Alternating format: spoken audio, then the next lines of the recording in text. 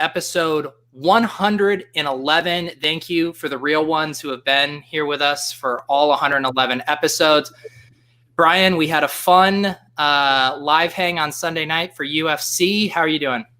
Good. Yeah, that was fun. I'm doing great. My NASCAR lineups aren't looking so hot. Yeah, I turned it on right as we started, and you alerted me to the fact that all of the chalk Dominator guys were pretty much already toast. Yeah, pretty much everyone except Truex is still holding strong.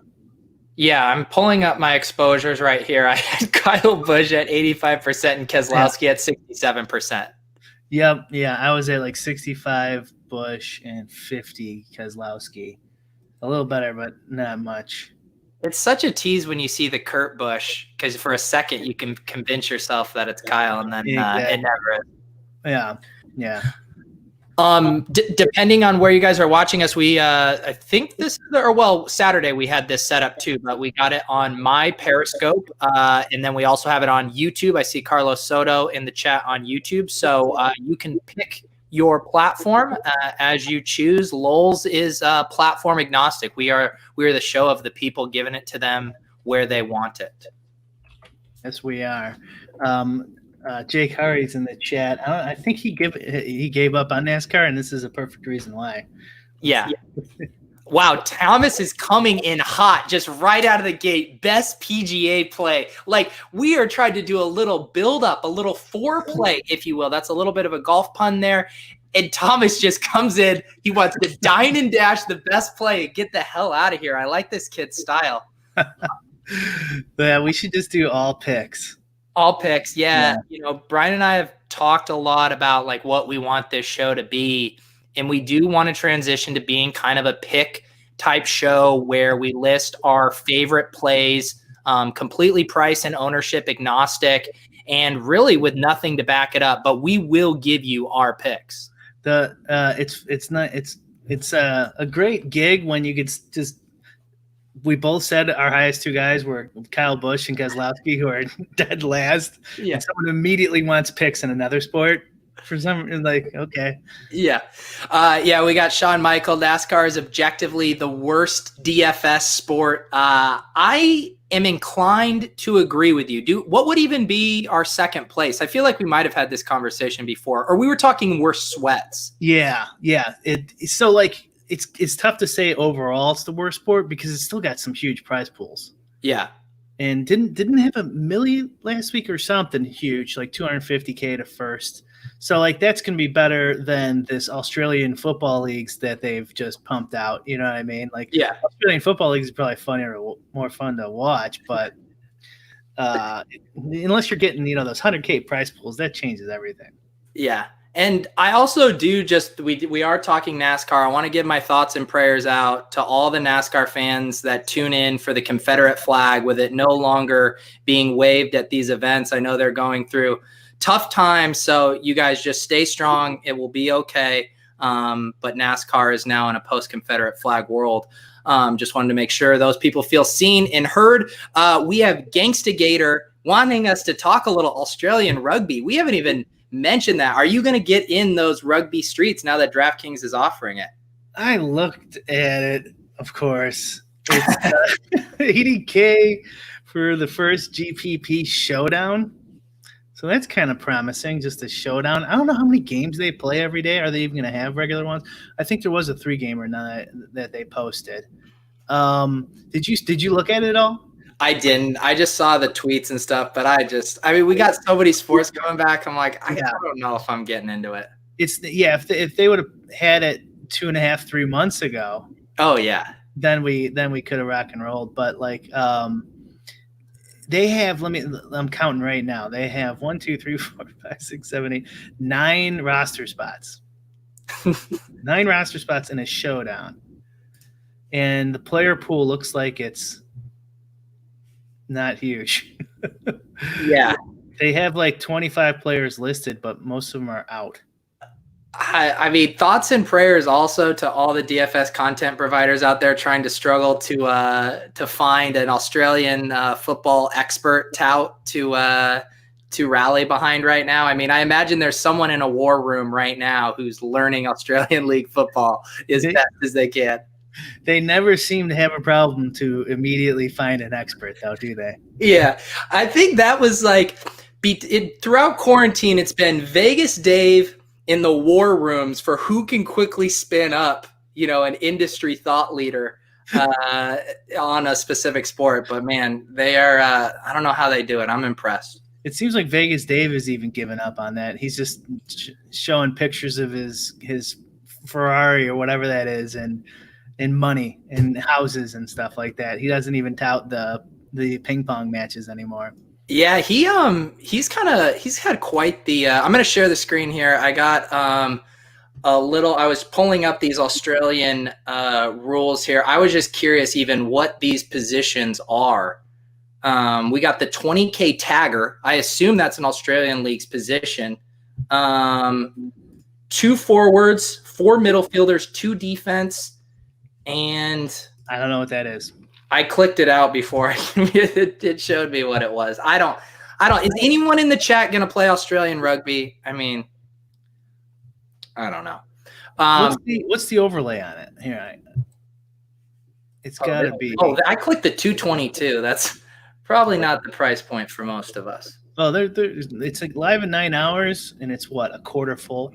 Yeah. So there'll probably be overlay, but I mean, Jesus. I don't even know if there's any odds on it. I mean, I'm sure there are. Yeah. Oh, here we go. I got the. It's a 15% rake. Right now, there's 70% overlay, and it is live in 9 hours. So that bad boy's definitely going to overlay, right? Yeah. Yeah, you figure. Unless those Aussies roll in, in the morning. Oh yeah. It up. Oh yeah. I'm sure the robot Osimo is hard at work on his projections, right? I think he might not do this one. It'll be interesting to see. And it looks like the start time is another horrible Chicago start time. So he might not even bother. That's the thing with these sports. Like, I just don't know how they expect them to take off when they're just the absolute worst start times. Like 5:40 a.m., 4:40 a.m. for you. That's brutal. Do you think it's like, okay, so the one positive I was thinking for DFS players is like maybe people from Australia will see all the other sports and get into it. Oh, that it's a marketing tool. Yeah. And then the second thing is a backup. So like, let's say COVID comes back hardcore in America, they're ready to go with all these different sports, and maybe it doesn't hit Australia or something. Yeah. That's really interesting. Yeah, that could make sense. I would be fascinated to see their data. Like, can you even play? Like, I know, because some of the countries it's not even legal to play. Like, can the people in South Korea, can they play DraftKings? I doubt it. I don't know, because like they're pretty big on not gambling there, right? Yeah.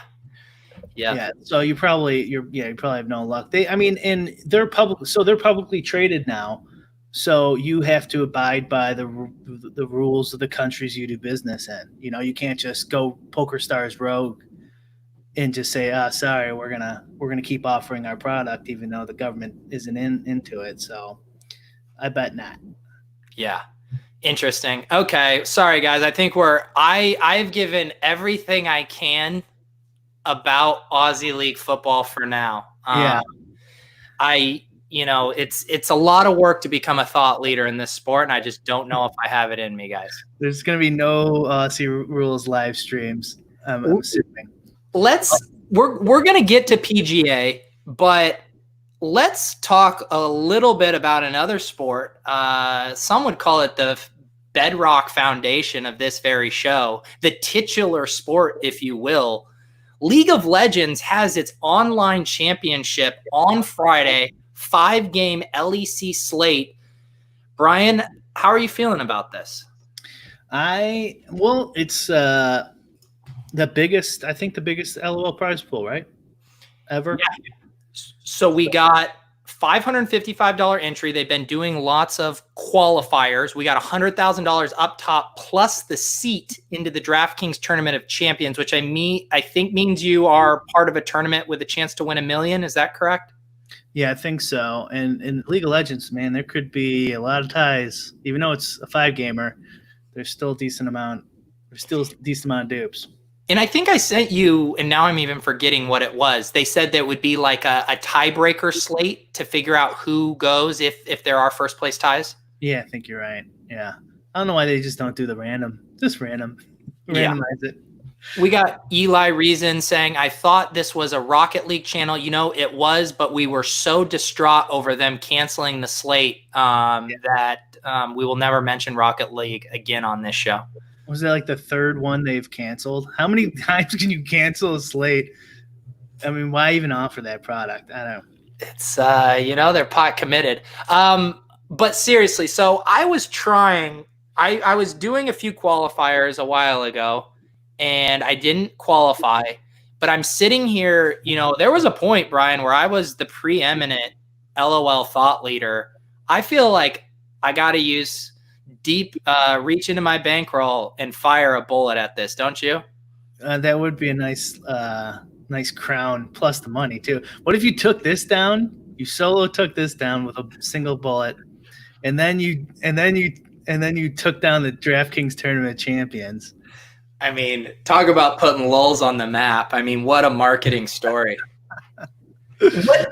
So we have 850 teams. You mentioned that there are going to be most likely lots of dupes. It is a 5-gamer, which is nice. How many 4-3 teams, or what percentage of the 850 do you think will be 4-3 teams? Probably over. I mean, the field has gotten sharper since I've looked into that, but I think it was like 50%. Last I looked. That sounds about right. On a 5-gamer, people will be more willing to do a 4-3, and 4-3 either way. So 4-3 with the captain or 3-4 with the captain. Yeah.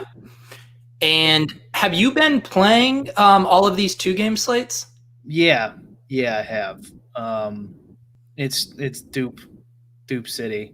So like this morning, I was in first till like the last second points adjustment. I think I was tied with, it was 50, whatever it was, the first place, and I think it was like 3,000 split. And then I dropped to second, which was 20th. So 19 ties for first. And then on what day is today? Wednesday. And then, so I guess on the day before I was in first, there was another one of those, you lose if you max enter. So I lost, even though I took first again. Yeah. Yeah, because I saw the one where the other day where Osmo had won. I didn't know if you were in that train too, but it was like a 55-way first place tie. That was probably it. Yeah. Yeah, that doesn't sound fun, but the 5-gamer, that should open things up at least a little bit, right? Yeah, it's not going to be nearly as bad as the 2-gamer. Yeah. It's, again, like I said, the problem is I think it's just broken. Like, it's tough to go insanely fading to get your dupes down and still have like a realistic chance of winning, because the correlations are just so strong in this sport. Yeah. Yep. That is really the hard thing, because it's, I mean, I guess what in the 2-gamers, you've probably been getting creative with 4-2-1s, 3-3-1s, I imagine. Yeah. Mixing and matching all of it. And then like in the 4-2-1, you could captain up your 2. So like let's an ADC support, and then 4 for a team.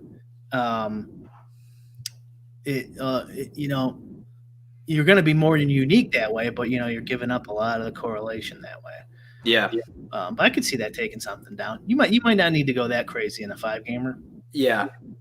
Yep. This is going to be interesting. I think I got to get back in those streets. Bankroll management be damned. I mean, just a chip and a chair, right? 1 chip, a chair, and a dream. This could be a big one. Yeah. If you bank this one and then get that seat, you never know. That's right. It's just, I need it back. Like, I rose to the ranks at one point. I believe, what was I, like the 37th ranked esports DFS player in the world. And I just plummeted to the point where I can't even bring myself to look at those rankings anymore. This this is the redemption story, right? This is the hero's arc. This is that valley before the final conclusion of success. Yeah, that's exactly what's going to happen. There can be no other way. The thing with those rankings, though, remember, is it's not just League of Legends. So if there was a League of Legends only ranking, you might be a little higher. Yeah. It is interesting timing. I mean, this is probably, wouldn't you say this is one of the more action-packed DFS weeks we've had since, we first started the show, in that we got NASCAR going on now. We got League of Legends Online Championship. We got PGA starting tomorrow. We got another MMA slate on Saturday. I mean, that's a pretty good set of contests there. Yeah, it's got to be the highest, right? Yeah, the most amount of events. It's pretty sweet. No baseball though. Yeah, no baseball. What, I haven't even been following that closely. Is it just the negotiations are just falling apart between the owners and the players union? Yeah, I just read what the touts say on Twitter, what the DFS touts say on Twitter. So like most of them are pretty pessimistic of like the season even happening. Yeah. At least NBA's coming back though. They've agreed.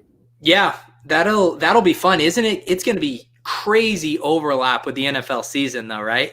I didn't even look. I just know that I think they're gonna really put a bunch of games in a row. So, which is nice for DFS, because they do have a decent amount of 2-gamers. That's pretty annoying. Yeah, in the NBA season. Right. Oh, so you're saying they'll probably be like way more 4-gamers? Yeah, like minimum 5 or 6. I would guess. Yeah. Yep. All right. Let's talk some golf. It is back. Have you done? Normally I'm a little behind, but I have done my first pass and made some lineups.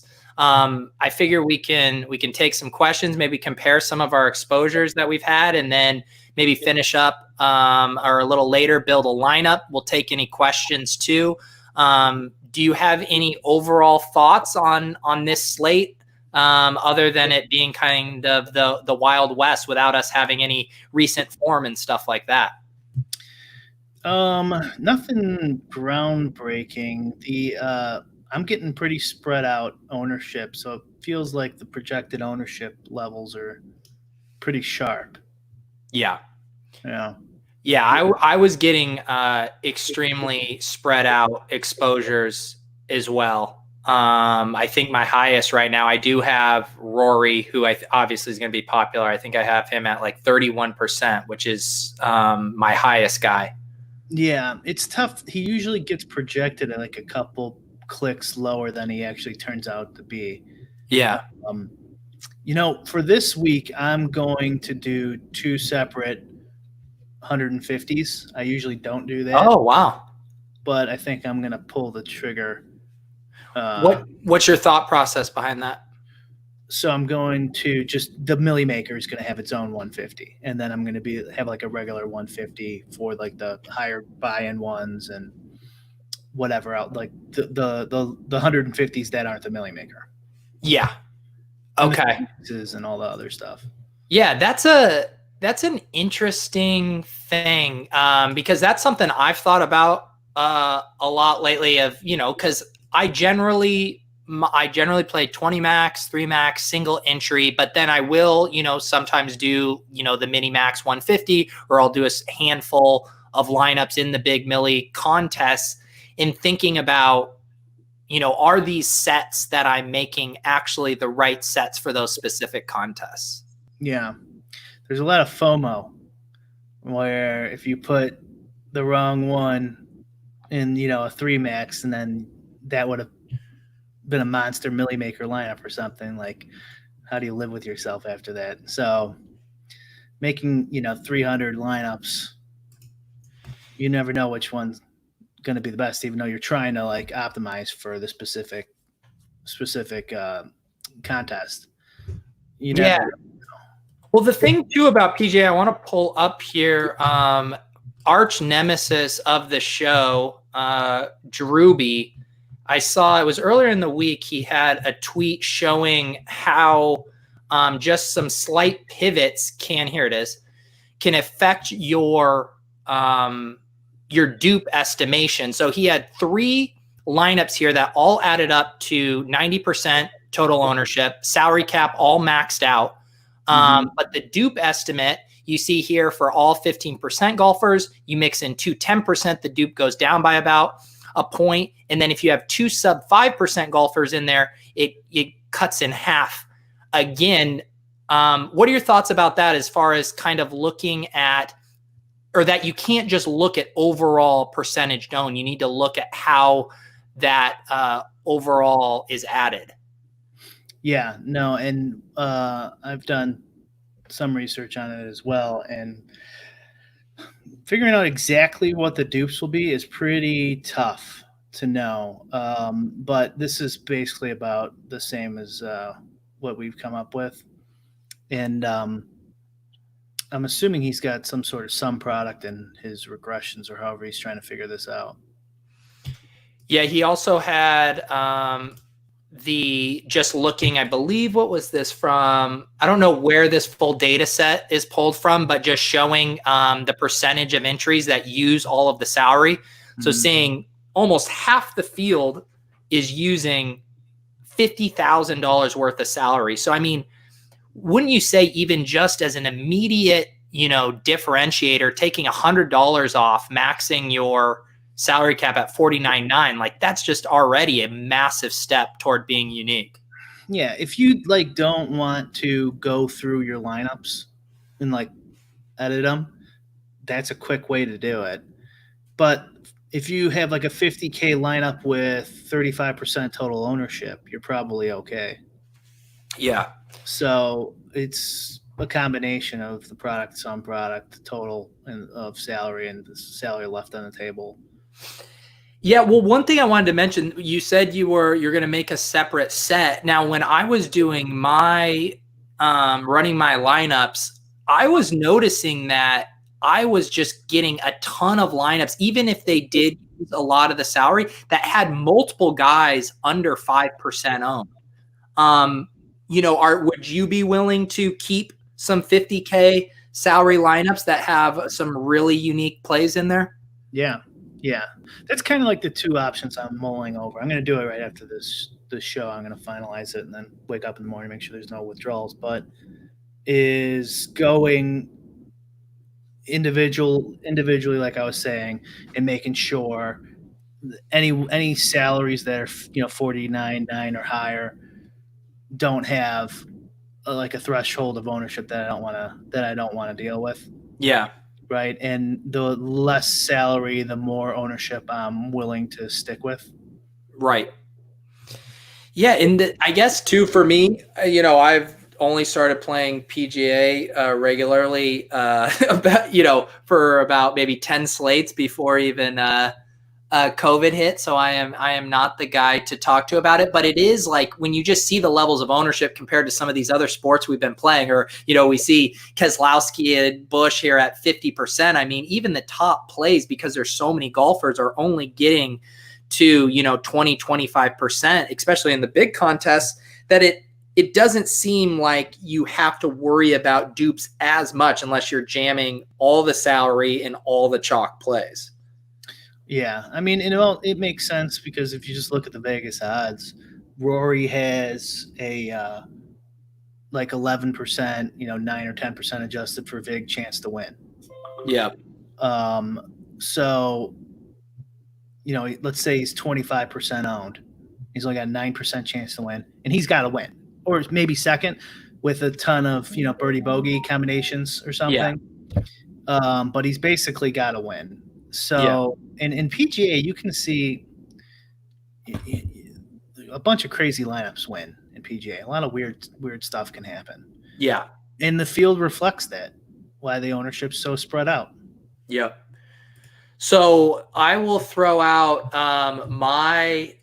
the guy that popped up after Rory for me as one of my big exposures, and it makes me feel kind of uncomfortable. I have Ian Poulter as my second highest owned guy right now. Can you make me feel better and say you had a decent amount of Poulter? Well, let me look. And this isn't final. I just did this for the show, but I don't have a ton of them, but I do have a silver lining for you. Give it to me. Let me refresh this. He's got some sneaky good head-to-head odds. So if you look, he's favored over Joaquin Niemann, who's kind of like a young phenom player. Yeah. And but most like winning odds on most sites have Niemann having a better chance. And these head-to-head datas are two-way lines, so they're a little sharper, and I think they get a decent amount of action. And depends on the site you go to, but I actually noticed that earlier and made an adjustment, and I still didn't get a ton of them, but that is something. What's your total ownership on them? Let's see. I am at 25%.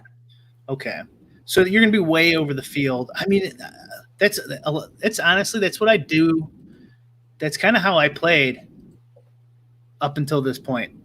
Was I'd have a guy, like at least 2 or 3 guys who are in that 3 to 5% range where I'd crush the field with them.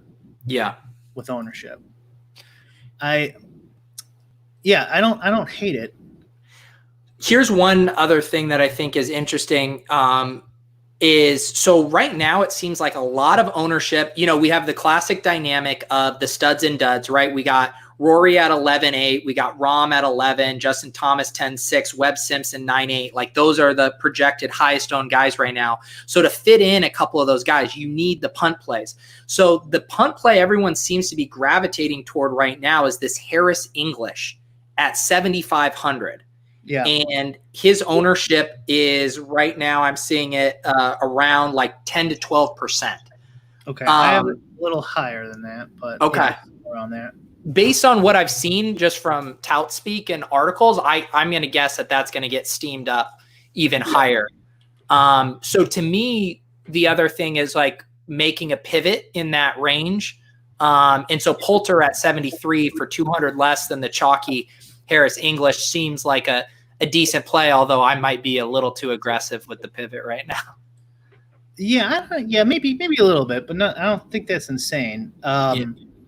Ryan Palmer is a nice pivot, and here's a guy who is favored in the head-to-head match over English, but the odds say different on different sites, and the ownership is different. So that could be, it kind of goes back to my first video on ownership, where if you have the same 2 players, basically the same 2 players, and one is more higher owned, you make more money by going with the other guy. Yeah. It's like the same 2 players. Yep. And so like these head-to-head matches, if you're just going to eyeball it and you're not going to like put together a model and stuff like that, you could use those to kind of help break ties. Help break ties, make your pivot. So if your narrative is Harris English is going to come in higher because so many Twitter touts are touting him, where can I look? And that's one spot. I don't have the salaries right in front of me, but other guys I like Benny Ann and Billy Horschel right there. Yeah, let me. I can pull up here. I can look up. What do we got? Horschel 74, and 74 as well. Yeah, so they're all right there. And Kevin Na. We got at 76. So yeah, Na's really a hit or miss guy.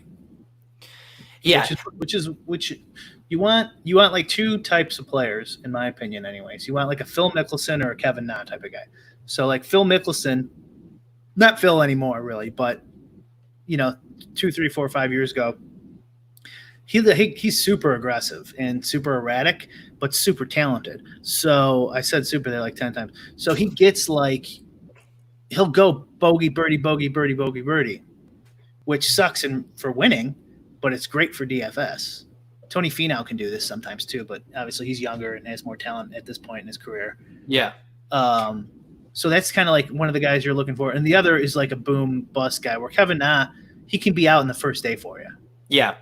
But he could be, slightly lower owned guy who just for some reason wins a tournament here or there. So. And I did believe I read somewhere that the cut line is a little tighter going forward now. Did you see that? Yeah, it was, unless they dropped it again, it was changed like whatever a few months ago to 65. 65. Okay, yeah, that's what I saw. And it depends on the tournament, but this is just a normal tournament, so it should be 65.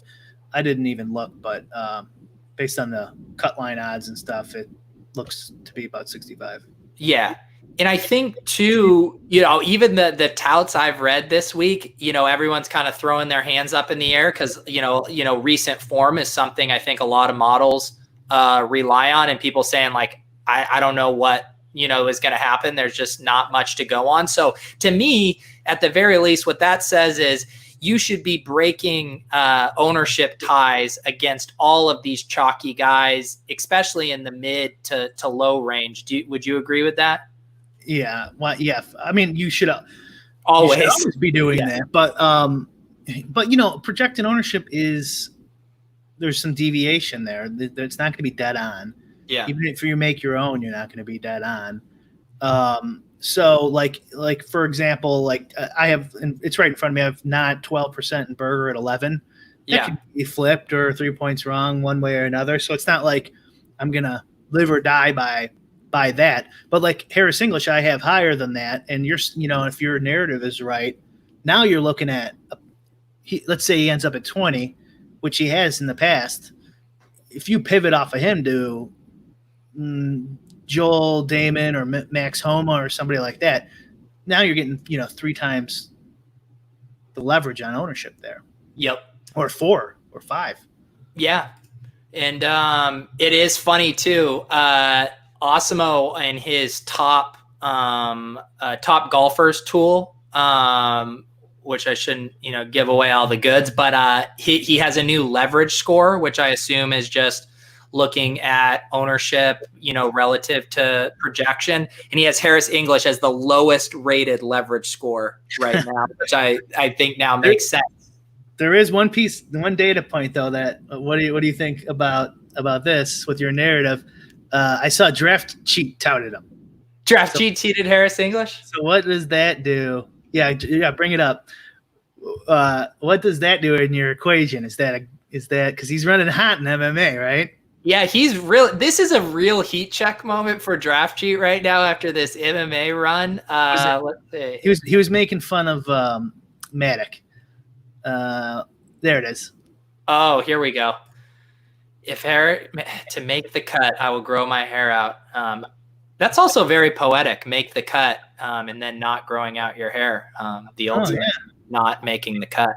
Good. Yeah, I'm gonna stand with Davis. I'm gonna stand with fading Harris English here. I don't know about you. Yeah. Okay. I'm gonna have him in some, like right now 15%, but I don't know what's gonna happen when you're okay. You're on Team Draft Cheat here. It sounds like I'm on team even with the field or something. He has a 58% chance of making the cut. So I don't know if I would make a bet where I have to grow my hair out. Not that I could, but if I did have hair, Maddox's hair is down to his like chest now. Yeah. Yep. He's gone full Jesus mode on us. I'm every day my wife is getting more and more insistent on letting her cut my hair, and I continue to hold strong, but she's very persuasive. Right now she's saying that she will take the littlest bit off just to prove to me that she's competent. But doesn't that sound like a slippery slope? I guess. I mean, if she screws it up, can't she just go shorter to the barber? That's her pitch. And I'm like, well, why don't I just go to the barber myself, This is how confession. I actually don't go to a barber because I don't get my hair cut enough to justify going to a barber. So I have to go to a salon, and they are of course closed. But I tracked down the lady, or one of the ladies who's cut my hair on Instagram, slid into those DMs, and I was like, hey, hope this isn't awkward. But and I didn't know how to word it because I was like, I wanted to say, are you doing any under the table haircuts or anything? But then I was like, no, don't write under the table haircuts. Right. So I was just like, Hey, I was just wondering if you're taking on any personal clients independent of the salon. I would give you truckloads of money for a haircut. You know what, Brian? She didn't reply. Smart. I mean, people have been losing their license, unfortunately, for giving people haircuts in their own homes. Is that true? Yeah, it's happened like at least once. Yeah. So, I mean, this was a test. I wanted to see what her character was, and she passed it. And do hairstylists have to get licensed? What's that? So why do they have to get licenses to begin with? I don't know. Yeah. Side note. Yeah. So I'm holding out for now, but I will probably be joining you with a fresh cut here in the next couple of weeks, one way or another.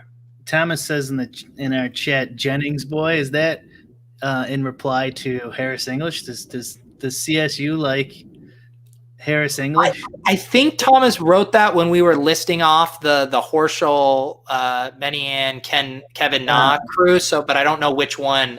Thomas, if you want to clarify for that, then we can know specifically who to fade. That would be great. Who's your next guy? Okay. Oh, for my exposures. Yeah, unless you had some other direction you wanted to go. No. Yeah, let me get it back up here. My next guy is someone I know golf Twitter does not like, Jason Day. Oh, yeah. No, do not like Jason Day. I told you about, even though I have 10% of them here, I told you like when he didn't play that one tournament in Disney Disney World, and then went to Disney World. Like he left because his back hurt or something. And then he got caught on camera. There it is. This is World. The iconic photo, right? That might be it. Yeah. Or someone, it looks like someone. He was on like a ride. That is a ride. Yeah. Yeah. I mean, pretty legendary there. Him and Louis Oosthuizen drop out. It feels like 15-20% of the contest. Yeah. So are you a Jason Day hater? I don't know. I usually do take him. I like to gamble, but I mean, he does kind of piss me off. I've lost with him so many times now.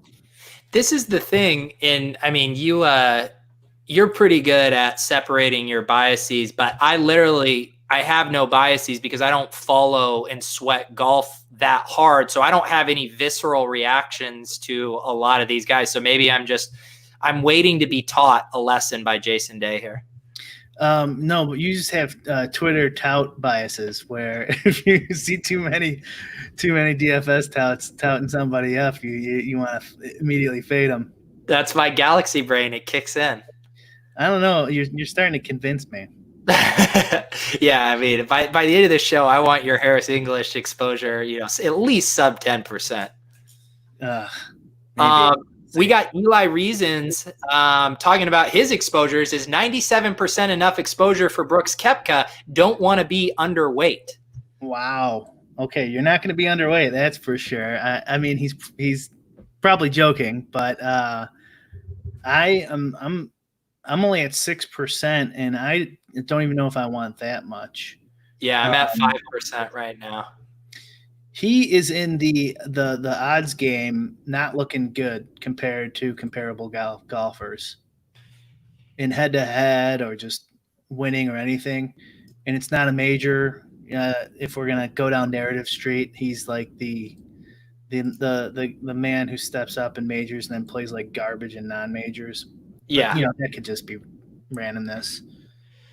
Yeah, I mean, he was talented, and he had like a wrist injury or something like that, but now he's had 3 months to recoup. So what ownership do you have Koepka at? Like 10? 9? Yeah. So you would be extremely over the field there with 97% ownership. Yeah, I mean, at 9,700, I guess the one thing you got going for it is Webb Simpson is going to be one of the chalkiest guys on the slate. So if you're looking to pivot away from that in that price range from 98 to 9,700, that could make some sense. But you also have a lot of other good plays in that range. Xander, how do you even say that name? Schauffele. Yes, Eli, he got the confirmation he needed. He is bumping the exposure to 98. That's what you do. You zig when we zag. That's how you win.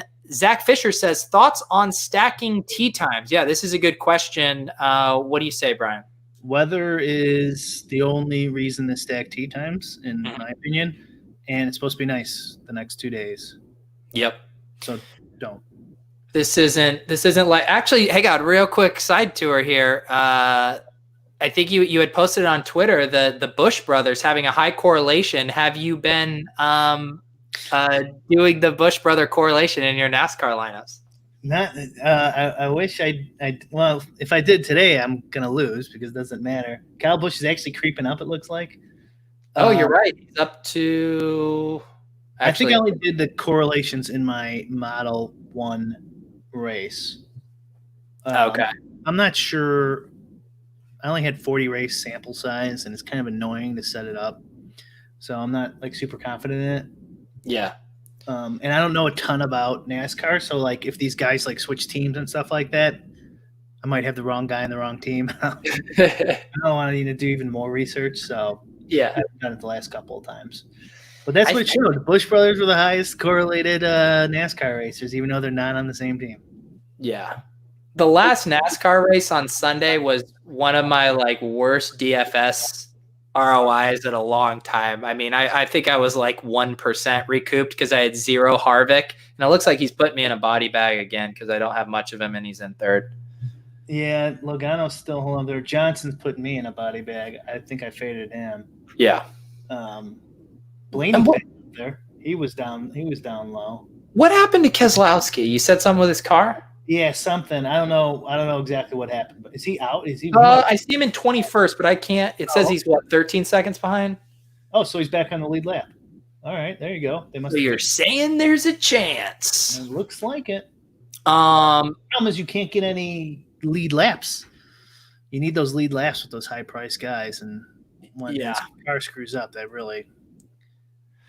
Well, that's why we are done with Crash Car, and we were focused on golf. Are there any other things that you are factoring in? Zach had mentioned tee times. I mean, the thing that I'm always wondering is the kind of studs and duds approach versus more smoothed out. I assume you're just letting your model and projections take care of that, but do you put any additional thought into that?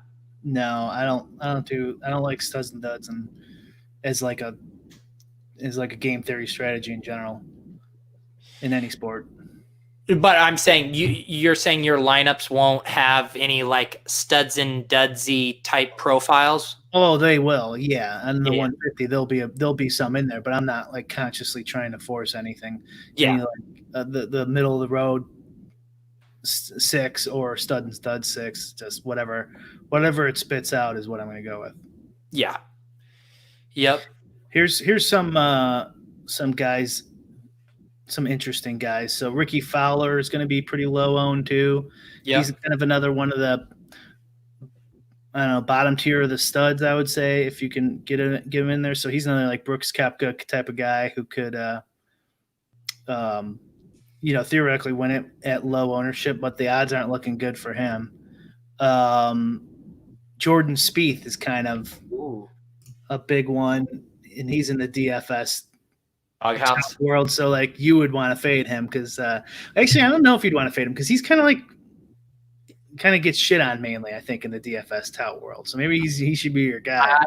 I have 2% Jordan Spieth right now, so I'm on the fade. I'm probably going overweight on Spieth. Yeah. And he's been playing like garbage, but hey, he's got 3 months off. Who knows? Yeah. Yeah, no, I have a decent amount of Fowler. I have him at 21% right now. I'm liking those guys. I have like a lot of my highest, like Jason Day, Tony Finau, Xander, Ricky Fowler. I think I have a lot of guys kind of in that mid 8 to low 9 range. Okay, and so you're fading Rahm then, I'm assuming, Justin Thomas? Yeah, I don't have hardly any Justin. I'm down at 14% Justin Thomas. My whole thing is like really tightly concentrated. Like most of my guys are like between 14 and 25%. What would you have Rory at? He's my one high guy, 31%. Okay. What about, who was I looking at here? Patrick Reed. Reed, I do not think I have much of him. I'm scrolling. What do you have? I have 19% right now. Yeah, I'm at 3%, so I'm way under there. Yeah, so you're taking some stands. Yeah, I think good. Yeah, I think I'm definitely getting away from the any of the chalkier stuff right now. But hey, I don't know what I'm doing, so. But I like the idea of, like, golf feels like a really nice palate cleanser right now after coming off of MMA, LOL, NASCAR, like all these like heavy duped, not too many combination sports. Like, this is fun. I mean, we have like near infinite amount of combinations like on a slate like this. Yeah, for sure. The Millie Maker is going to have some dupes, but yeah, generally speaking, and I think golf's a great sweat. You get 4 full days of watching your guys. Yeah. And there's the Friday night cut sweat too. So you kind of get 2 sweats. You got to get your guys through, and then make it through Sunday. Sorry, I just got a cramp. I was like, oh, no. I just didn't want you to think I was having a visceral reaction to you talking about what a great sweat it was. Like, hey, this guy hates. Oh yeah, talk about how good that Friday sweat is. Victor Hovland's a stud. Yeah, who are your guys that you do have some golf bias for? I'm just, I guess, like everyone else. Everyone loves rookies. You know what I mean? Young guys.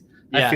I feel like Victor Hovland and Matthew Wolff, Scotty Scheffler.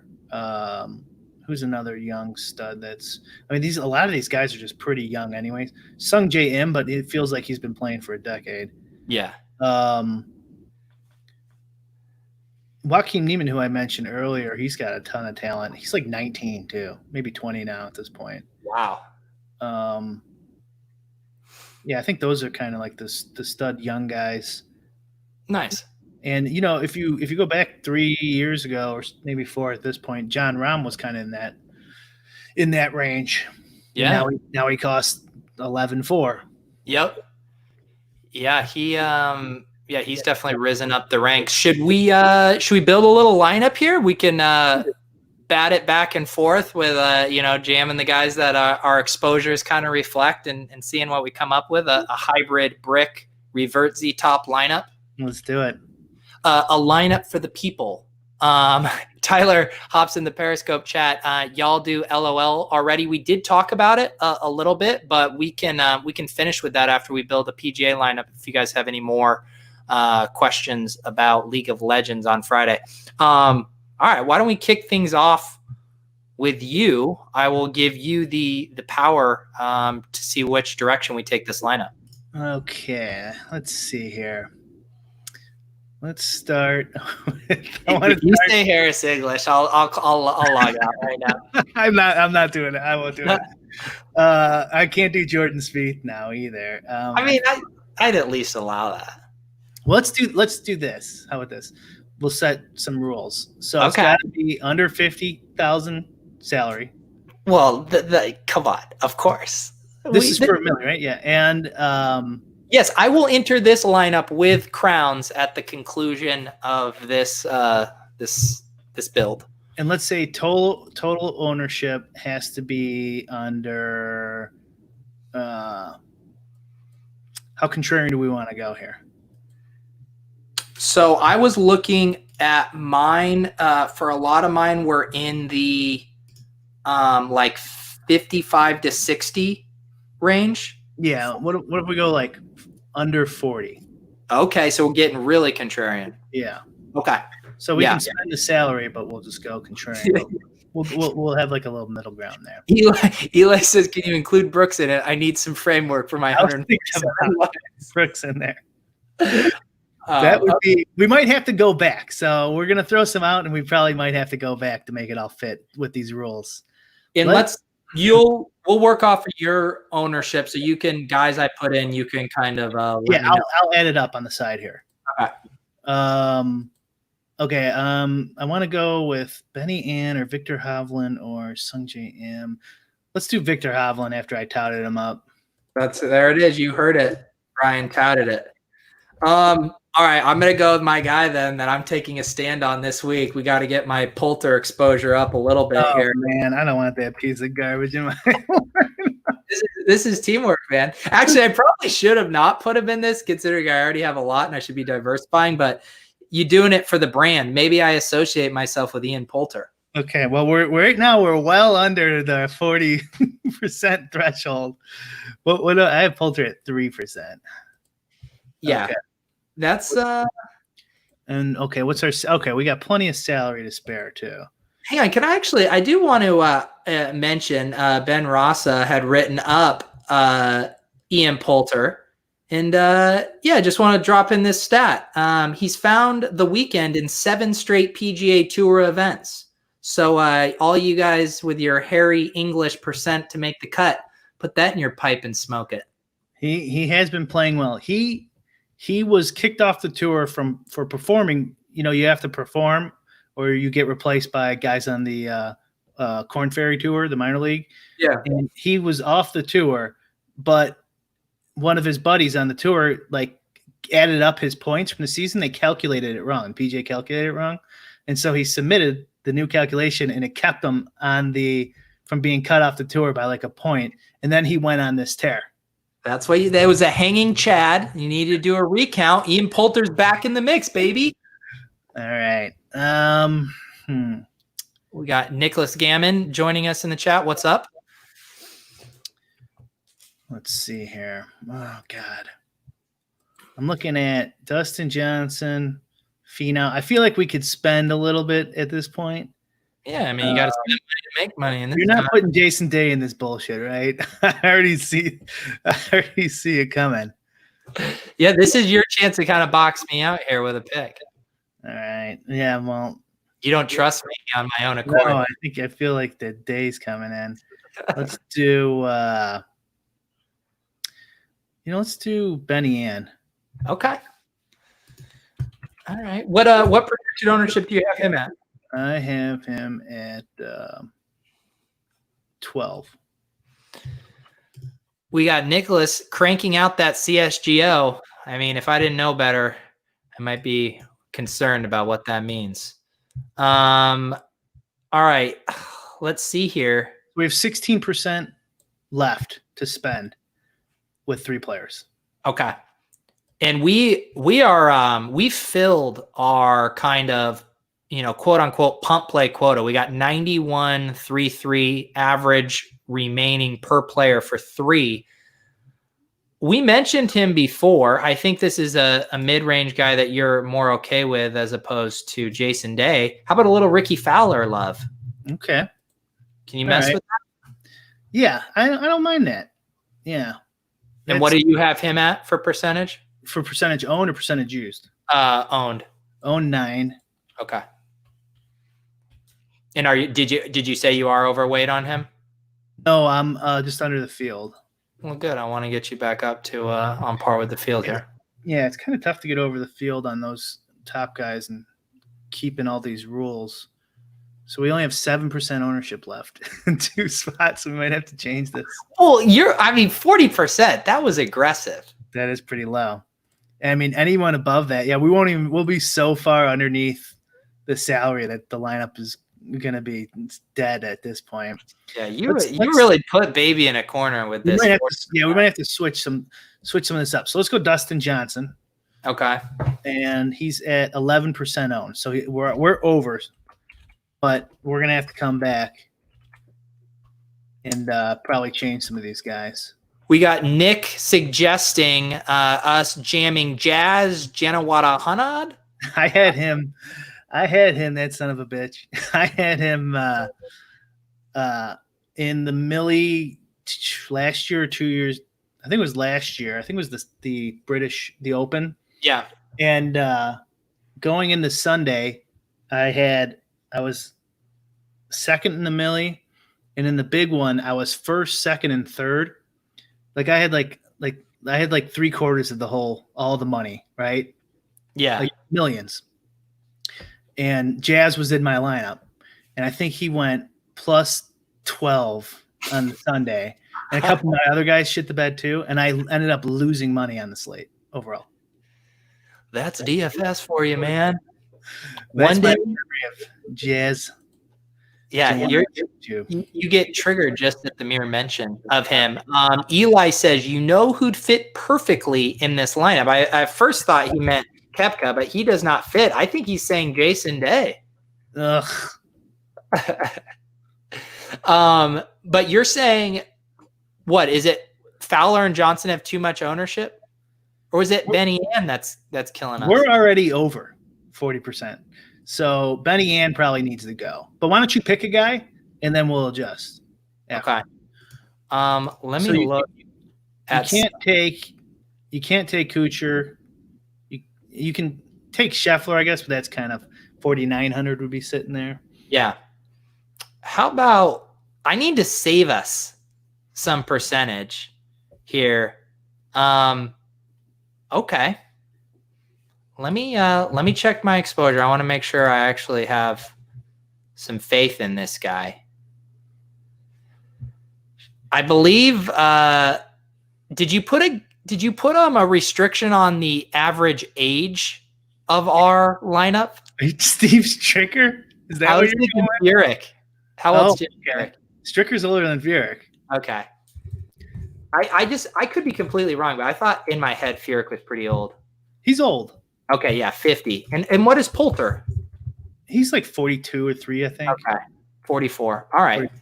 What do you think of Furyk? He really had a rough go of it. Let me see what I get. I have to scroll all the way down. Oh, actually, yeah, I guess I have him at 4% owned. Yeah, but I do. Right now, I'm not hating him. I have him in lineups. I have him at 16% of my lineups, and yeah, so I was trying to find us a guy that I liked, but that was super low owned. 50 years old. I mean, this is the geriatric squad, man. Well, if you want Jim Furyk, your pick. Then we'll have to switch. We'll have to switch somewhere here. else. Let me do a little narrative for you right here. All these young cats during quarantine, they've lost focus, man. They're playing video games. They're eating Cheetos. Not these old guys like Furyk and Poulter, man. They're dialed in. They got their routines, okay? They've been getting up early, hitting the links, getting those strokes and those reps in. Jim Furyk and Ian Poulter, that's a combo that's going to lead us to $1 million, Brian. Okay. All right. So we need... If we take out Benny on, could we fit in Bryson? 88. No. So we're way short of that. Okay. He's 10-1. So that puts us in the Finau, Scheffler, Jason Day. Well, Lowry would fit in the ownership. Ooh. Okay. What did you say? You mentioned Lowry earlier, right? You said he was one of your more. No, I didn't. I've just been listening to too many touts today. I can't keep track who touted him. I have him just like at 4% for the field and a little bit under that for me, 3% for me. So okay, but he's low owned. What are we looking at here? So Jim Furyk. Oh my God, I think that puts us right in the sweet spot. 40%. 40%, 49.8 salary used. What are the odds that this is duped in the Millie Maker? Well, let's see. It's probably pretty low. Some product is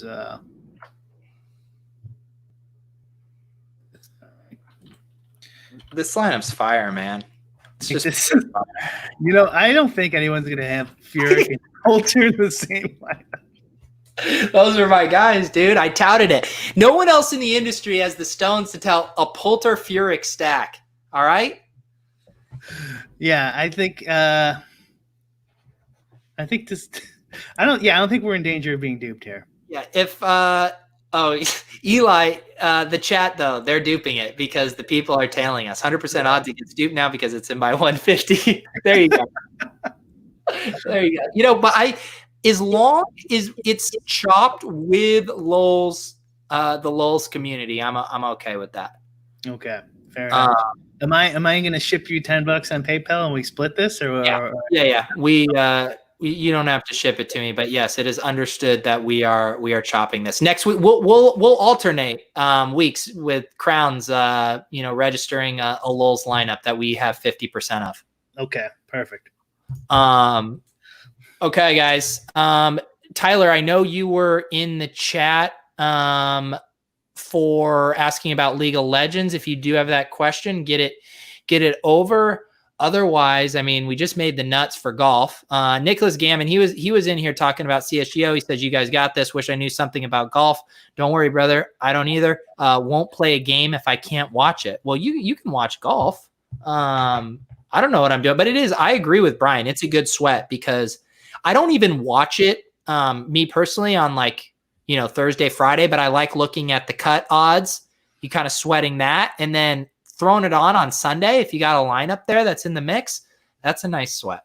Yeah. I love the PGA sweat. Unless my teams just completely tank, don't even make the cut. I still watch golf on Sunday though. That's one sport I still. Yeah, it's gonna be. It'll be nice to have that back. It'll feel. It's just wild because we reference this a lot, but our first Lolz show it was the Wednesday night, the Rudy Gobert night. That was our debut episode, minus the other 100 episodes we had done before that. And then what was it? The PGA Championship was that weekend where it got canceled after a round? It was the Players Championship. Yeah. Hideki Matsui broke the course record or something, and then it didn't count. Yeah. Let's see here.